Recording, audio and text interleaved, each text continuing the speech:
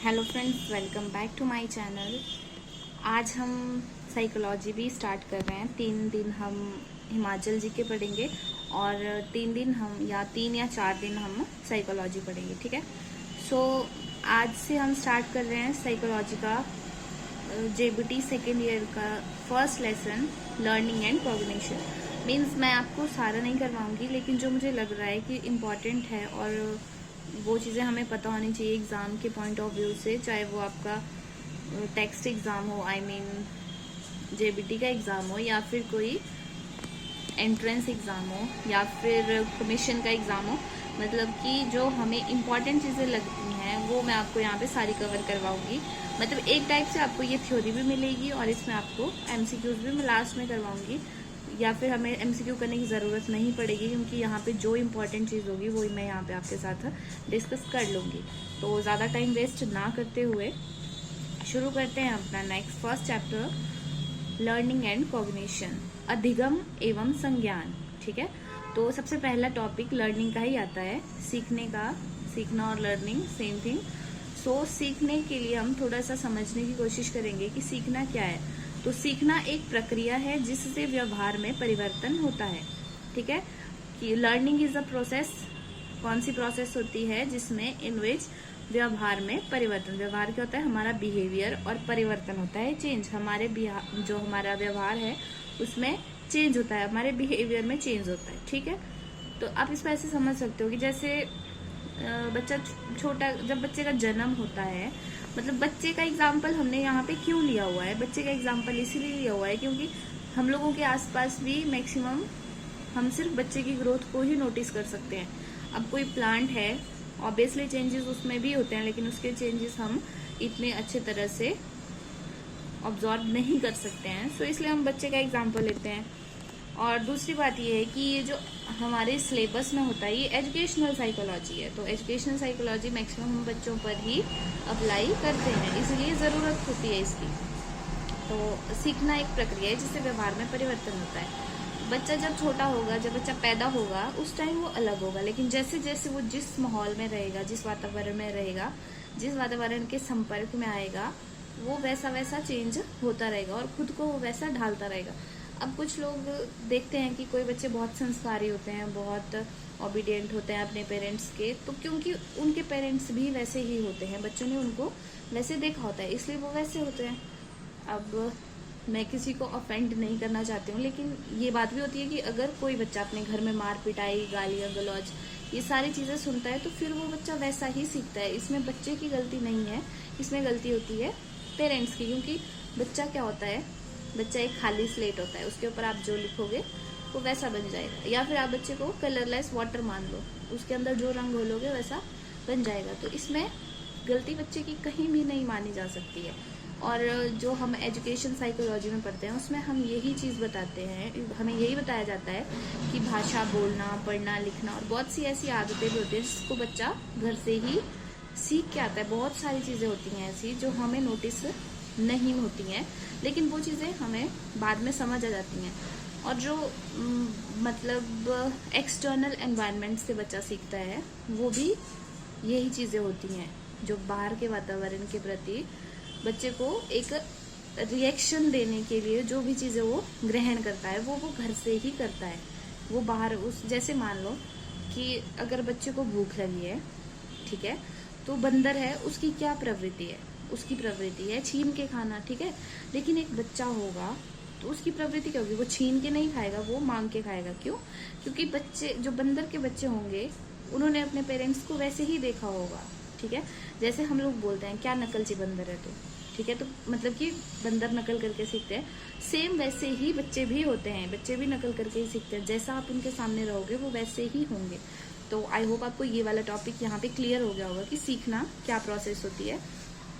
आगे हम करेंगे कि बर्नार्ड के अनुसार सीखने की प्रक्रिया आवश्यकता से आरंभ होती है जो उद्देश्यपूर्ण होती है। ठीक है। जब इसे प्रेरणा मिलती है तो इसमें तत्परता आ जाती है। पुनर्बलन द्वारा व्यक्ति प्रत्यक्षीकरण और पूर्वानुभावों के संगठनों के आधार पर अपने लक्ष्य को प्राप्त करता है। ये जो आपने 4 लाइनें पढ़ी यहाँ पे, इन लाइंस का मतलब एक ही निकलता है। ठीक है। कि जो सीखने की प्रोसेस है वो स्टार्ट कहाँ से होती है? वो स्टार्ट होती है आवश्यकता से। ठीक है, आवश्यकता से कैसे स्टार्ट होती है? सपोज कि, और वो उद्देश्यपूर्ण होती है, उसका एक एम होता है। मान लीजिए किसी के पास पैसे नहीं है तो उसकी आवश्यकता क्या है? पैसा। ठीक है, पैसे से आरंभ होती है जो उद्देश्यपूर्ण होती है। उद्देश्यपूर्ण होती है, पैसे की आवश्यकता क्यों होती है?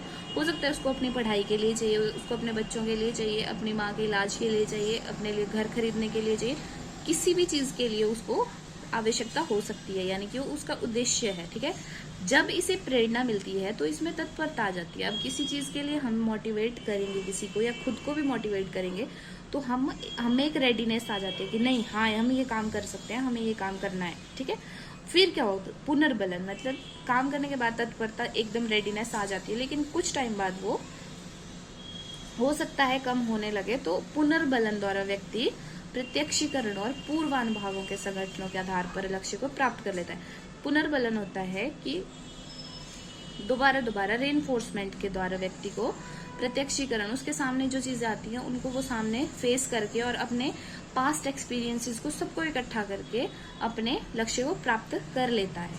ठीक है, तो मतलब ये जो मैंने अंडरलाइन की हुई है ना चीजें, ये सारी इंपॉर्टेंट है। इसमें क्या है? सीखने की प्रक्रिया आप इसको ऐसे समझ सकते हो कि आवश्यकता से शुरू होकर लक्ष्य तक इन चरणों से होकर गुजर के पहुंचती है। यानी आवश्यकता, फिर उसके बाद उद्देश्यपूर्ण, फिर प्रेरणा, फिर तत्परता, पुनर्बलन, प्रत्यक्षीकरण, पूर्वानुभाव और लक्ष्य। ठीक है, और ये किसने कहा था? बर्नार्ड ने। ठीक है ना, बर्नार्ड के द्वारा ये कहा गया था।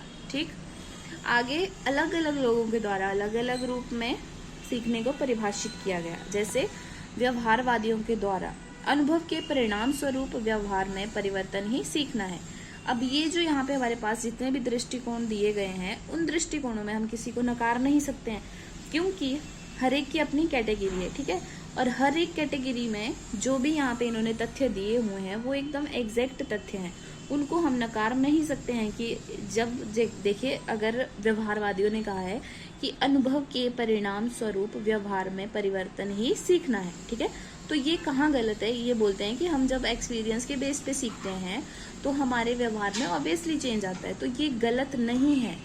ठीक है, ये आप सिंपल चीज समझ सकते हो कि जो कहावत बनी है, दूध का जला छाछ भी फूंक फूंक कर पीता है, तो इसका क्या मतलब हुआ? कि दोनों का रंग एक जैसा होता है, सामने अगर आप उसको टच नहीं करोगे तो आपको नहीं पता लगेगा, या टेस्ट नहीं करोगे तो पता नहीं लगेगा कौन सा दूध है कौन सा छाछ है। ठीक है, तो ये हमारा अनुभव होता है कि हम गर्म दूध पीते हैं तो हमारी जीभ जल जाती है। ठीक है, तो वो हमारा एक अनुभव हो गया। लेकिन मान लीजिए आपको लस्सी दे दी गई, छाछ दे दी गई, और आपको बोला गया इसको पी जाओ, ये दूध है। ठीक है, तो आप फिर भी आप डर डर के उसको पियोगे कि कहीं ये गर्म ना हो, जब तक आप उसको छू ना लो और टेस्ट ना कर लो, जब तक आपको कंफर्म ना हो जाए। ठीक है, ये हो गया आपका व्यवहारवादियों के द्वारा। फिर आया गेस्टाल्ट दृष्टिकोण। इसमें क्या आता है? सीखने का आधार संपूर्ण ढांचे का अवलोकन करके ज्ञान प्राप्त करना है। इसमें क्या मेन ऑब्जर्वेशन होता है, ऑब्जर्वेशन का प्रोसेस होता है कि कोई भी चीज हम सीख रहे हैं उसका सबसे पहले क्या चीज होती है? कुछ लोग होते हैं ऐसे जो क्या कुछ चीज सीखने के लिए क्या बोलते हैं कि पहले मैं इसको देख लेता हूँ, उसके बाद मैं इसको कर लूंगा।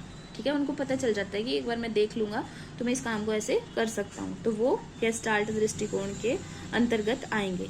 आगे आता है हॉर्मिक दृष्टिकोण। इसमें होता है सीखना लक्ष्य को सामने रखकर किया जाता है। अब ये भी गलत नहीं है। सपोज किसी को यूपीएससी का एग्जाम क्लियर करना है तो उनका लक्ष्य क्या होगा? उनका यूपीएससी का सिलेबस। ठीक है, वो उस सिलेबस को सामने रख के उसकी प्रेपरेशन करेंगे और वो एग्जाम में पास हो जाएंगे। तो ये भी कहीं पे गलत नहीं होता कि सीखना लक्ष्य को सामने रख कर किया जाता है, तो इसको हम सीखना नहीं बोलेंगे, ये हम नहीं कह सकते हैं। ठीक है, आगे आता है प्रयत्न व भूल। ठीक है, सॉरी ये मूल लिखा है मैंने यहाँ पे भूल कर देते हैं, भूल, प्रयत्न एवं भूल। इसमें आता है कई प्रयास व भूले करने के बाद व्यक्ति कुछ सीख पाता है। ठीक है, ये भी सही है। अब ये और एक जो एक्सपीरियंस वाला था, ये दोनों ऑलमोस्ट सेम होते हैं, क्योंकि अनुभव किससे आता है हमारे पास? बार बार कोई चीज करने से। अगर हम एक बार गलती करेंगे फिर हमें पता चलेगा यहाँ पे हमने गलत किया है, फिर दूसरा हम करेंगे, अच्छा ठीक है हमने यहाँ पे गलती की है, अपनी गलतियों को परख करके कि यहाँ पे हमने ये गलती की है, नेक्स्ट टाइम हम ये गलती नहीं करेंगे, और फिर ऐसे ऐसे करते करते लास्ट में हम परफेक्शन में आ जाते हैं अपने काम के कि हाँ ये काम हम ऐसे कर सकते हैं। ठीक है, तो ये जो भूल और प्रयत्न और भूल का जो दृष्टिकोण था, ये थॉर्नडाइक के द्वारा दिया गया था।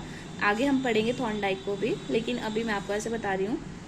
नेक्स्ट है अधिगम के प्रकार। तो अधिगम के प्रकार में 4 प्रकार आते हैं। कुछ सीखने वाले के अनुसार, मतलब जो लर्नर होता है उसके हिसाब से, शरीर के अंगों की संभाव्यता के अनुसार, जैसे हमारी बॉडी के जो पार्ट्स हैं उनके हिसाब से, मानव व्यवहार के विभिन्न पक्षों के अनुसार, ठीक है। और नेक्स्ट आता है कुछ अन्य, बाकी और भी कुछ चीजें हैं जिनसे हम सीखते हैं। मतलब ये नहीं है कि हम किसी एक ही तरह से सीखते हैं या कोई एक ही प्रकार है जिससे सीखने को हम ऐड कर सकते हैं। सीखने के बहुत सारे प्रकार होते हैं और हम सीखने को एक प्रक्रिया मानते हैं जो जीवन भर चलती रहती है। ऐसा नहीं होता कि ये किसी टाइम गैप के बाद खत्म हो जाती है, ये जीवन पर्यंत चलने वाली प्रक्रिया है, ठीक है। और मेन जो होता है अधिगम, इसको हम साइकोलॉजी का ही पार्ट मानते हैं और स्टूडेंट और टीचर्स के लिए इसको बहुत इंपॉर्टेंट माना जाता है, क्योंकि जो हमारी एजुकेशन होती है उसका मेन एम क्या होता है, बच्चों के व्यवहार में परिवर्तन लाना, ठीक है।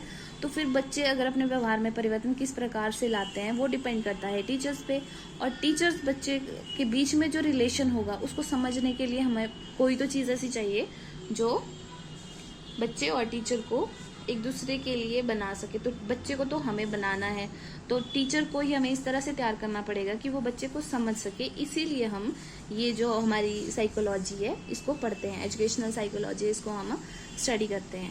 So thank you so much for watching. और फ़ोन कुछ ज़्यादा हिल डुल रहा था, उसके लिए सॉरी। नेक्स्ट टाइम से मैं ध्यान रखूँगी, फ़ोन को ज़्यादा नहीं हिलाऊंगी। और thank you so much for watching. I hope आपको ये वाला सेशन अच्छा लगा होगा। Thank you so much.